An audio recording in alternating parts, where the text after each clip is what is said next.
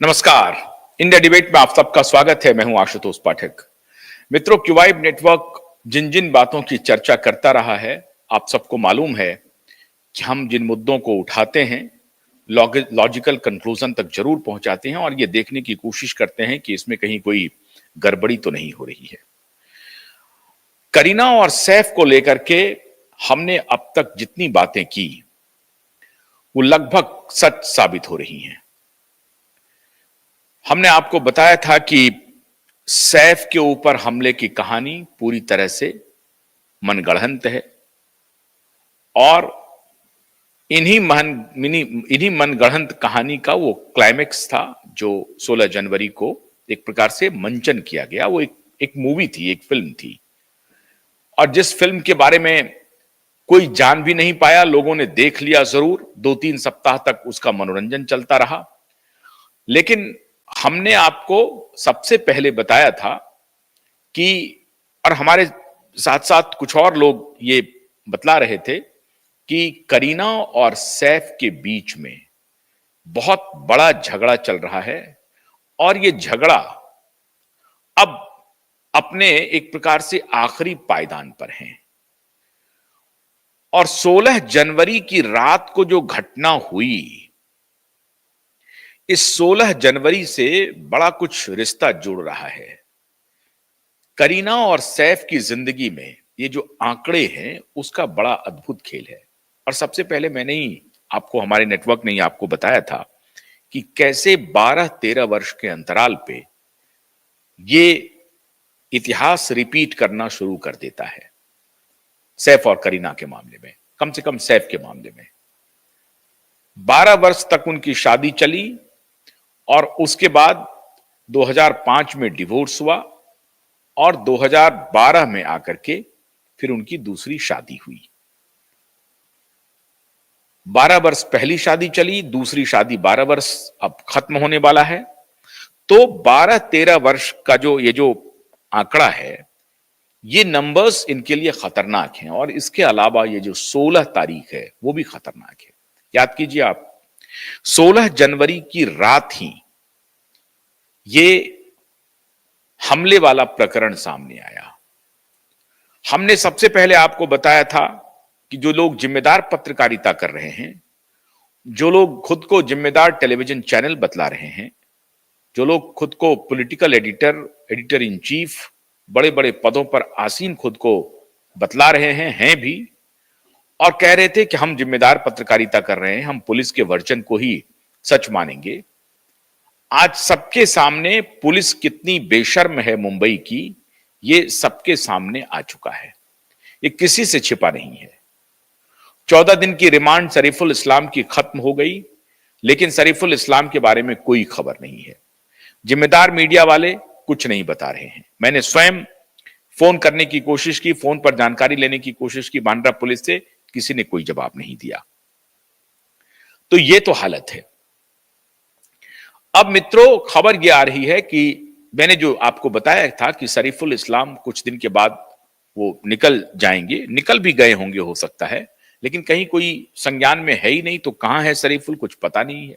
Jail में है तो कोई बात नहीं है, जेल में उनको रखा गया है कि आपको कॉम्पनसेट कर दिया जाएगा। लेकिन हमने आपको बताया था कि शरीफुल बाहर आएंगे कुछ दिन के बाद, और सबूतों के अभाव में, सबूत तो उसी दिन कम था जब उनको पुलिस रिमांड नहीं मिली थी, जुडिशियल रिमांड पे उनको भेज दिया गया था। और उसी दिन यह बात तय हो गई थी कि कोर्ट पुलिस की बात से कन्विंस्ड नहीं है और कोर्ट ने यह मान लिया है कि शरीफुल इस्लाम को बलि का बकरा ये लोग बना रहे हैं। और कोर्ट को बात समझ में आ गई है, इसलिए कोर्ट ने उनको पुलिस रिमांड नहीं दी। उसके बाद खाना पूर्ति कर दी 5-6 फरवरी को, और कि सैफ के दोनों सेफ गए हैं, दोनों हेल्पर गए हैं, वो नैनी गई है और जो दूसरी महिला हैं वो जाकर के गई हैं, और उन्होंने फिलिप ने कंफर्म कर दिया है कि यही शरीफुल इस्लाम है, यही हमलावर है। जबकि ये पूरी कहानी बोगस है, कंप्लीट झूठ है। फिंगरप्रिंट की कोई रिपोर्ट आई नहीं, मैनिपुलेशन किया जा रहा है, मैनिपुलेशन हो रहा होगा। आपको एक और इंपॉर्टेंट बात बता रहे हैं।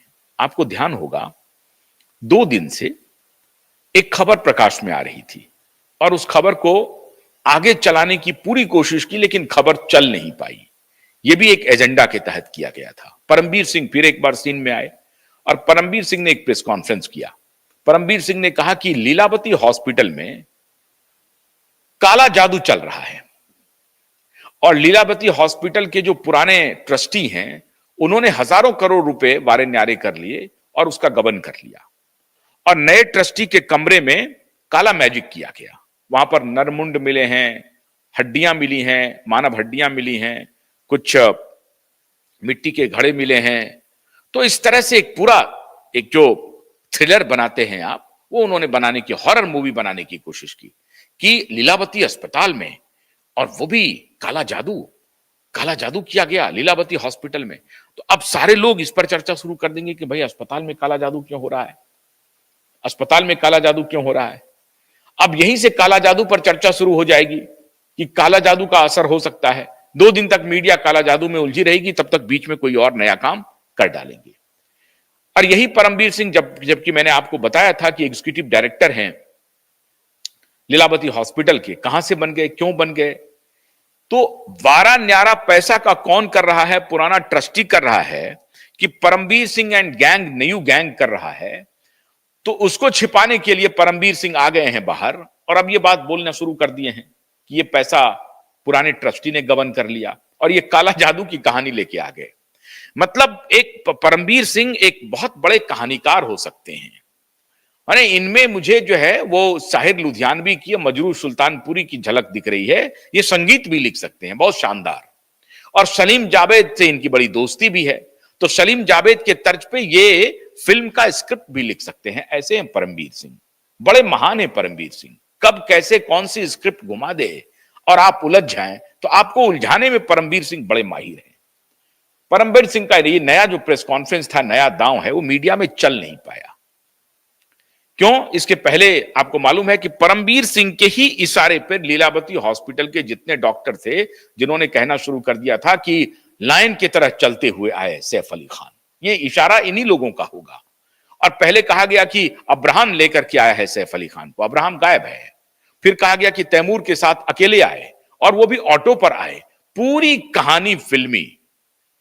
उनके पास ड्राइवरों की कमी नहीं, सिक्योरिटी गार्ड्स की कमी नहीं, रात में वो निकल रहे हैं और उसके बाद भी ऑटो से जा रहे हैं।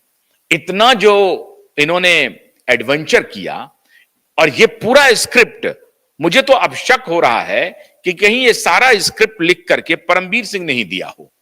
परमबीर सिंह को ही फोन गया हो कि साहब ऐसे ऐसे बात हो गई है और वो झगड़े में इन्होंने ये कर दिया, तो परमबीर सिंह ने कहा हो कि कोई बात नहीं, आ जाओ, हम देख लेंगे, हम कहानी बना देते हैं।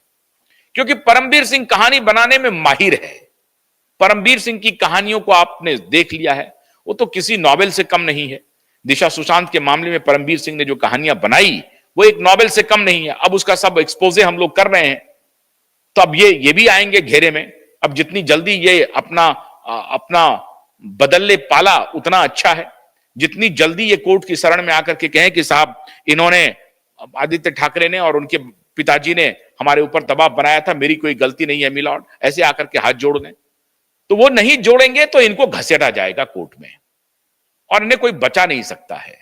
ये अगर सोच रहे हैं कि हम बच जाएंगे, उस वक्त जब इतना हीनियस क्राइम हुआ है, ये मुंबई के पुलिस कमिश्नर थे। हैरानी इस बात की है कि अभी भी ये सफेद पोश बने हुए हैं और सरकार का कृपा पात्र है। जो पार्टी इन द पावर है, उनका कृपा पात्र बन गए हैं। पता नहीं ये पार्टी को क्या दे रहे हैं। उसी पार्टी के किसी नेता को समधी बना लिए हैं, तो बीजेपी के साथ इनकी हॉबनॉबिंग चल रही है। तो सरकार जब सैया कोतवाल है साहब, तो डर काहे को।